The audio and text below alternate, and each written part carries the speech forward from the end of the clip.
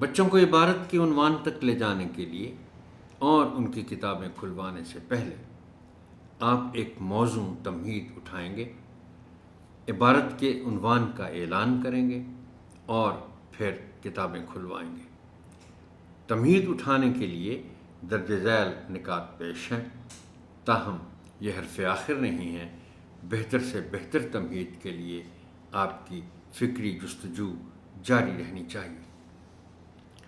درج ذیل سوالات کی مدد سے تمہید اٹھائیں۔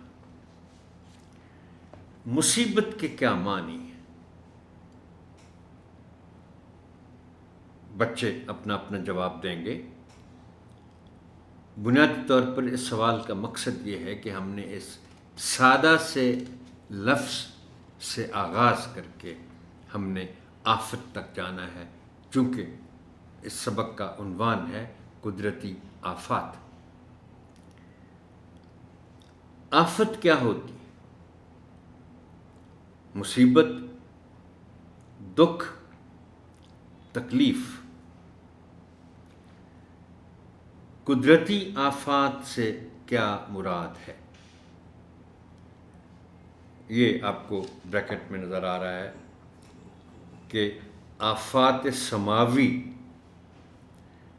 یہ ذرا مشکل لفظ ہو گیا، آپ نے بچوں کو سمجھانے کے لیے ضروری نہیں ہے کہ یہ لفظ استعمال کرنا ہے۔ سماوی یعنی آسمانی، قدرتی،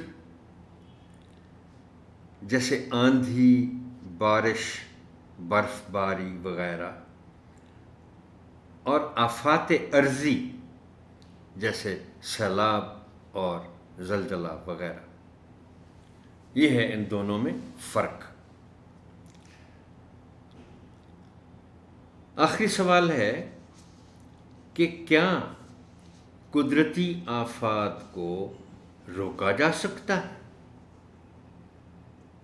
اب یقیناً بچے تھوڑی سی سوچ بچار کے بعد جواب تک پہنچ جائیں گے کہ قدرتی آفات کو ہم روک تو نہیں سکتے، لیکن ان کے اثرات کو کم کر سکتے ہیں اگر ہم پہلے سے تیار ہوں اس کے لیے تو۔